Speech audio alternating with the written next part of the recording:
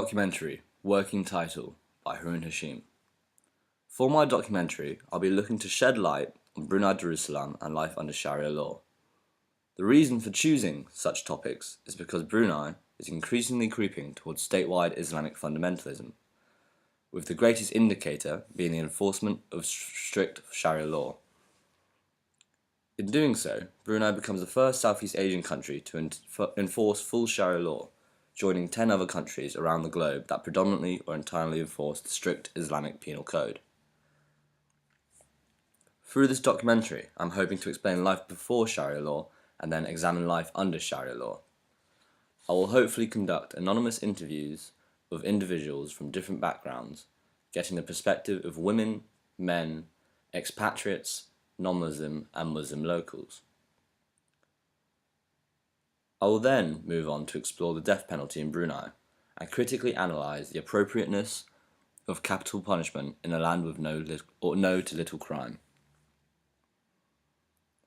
Maybe comparing the use of the death penalty and capital punishment with that of secular states such as the United States. This then leads on to the issue of free speech and censorship within a modern and forward-thinking nation.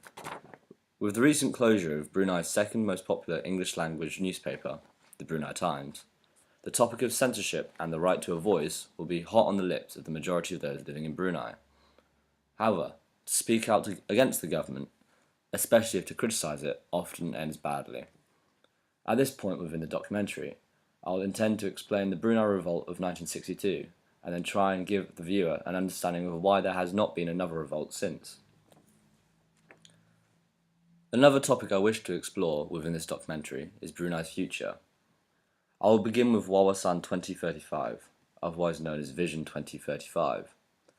This vision, headed by the Brunei Economic Development Board, has been put into question now that Sharia law is being enforced. With Sultan Hassan al-Bolkiah wishing Brunei to become the Islamic Singapore, there is great expectation on such a small and economically undiverse nation to succeed. I will further add to this section by outlining Brunei's relations with neighbouring nation states and explain whether Sharia law enforcement has changed these relations. The economy is also a section I wish to cover, as approximately 70% of the nation's jobs are found within the public sector. This, combined with the fact that Brunei's budget deficit for 2015-16 was valued at 16% of the GDP. That is greater than that of Greece's at the apex of the 2008 to 2015 financial crisis, leading to a sombre forecast for Brunei's economic future. Furthermore, I'll analyse possible future options for Brunei, seeing whether or not these options are being taken advantage of by the Bruneian government and those that live within Brunei. I'll also look at tourism within Brunei and whether it's popular and successful, and whether the stigma of Sharia law will deter tourists from coming to Brunei. My documentary will take influence from the old city symphonies, whilst also using aspects of visual ethnography to help show and explain the changes at hand for Brunei. Taking influence from city symphonies would mean the raw beauty of Brunei can be put on show. Panning shots and short time lapses will be used, alongside traditional Malay music as filler between my narration, as to greaten the visual impact of my documentary.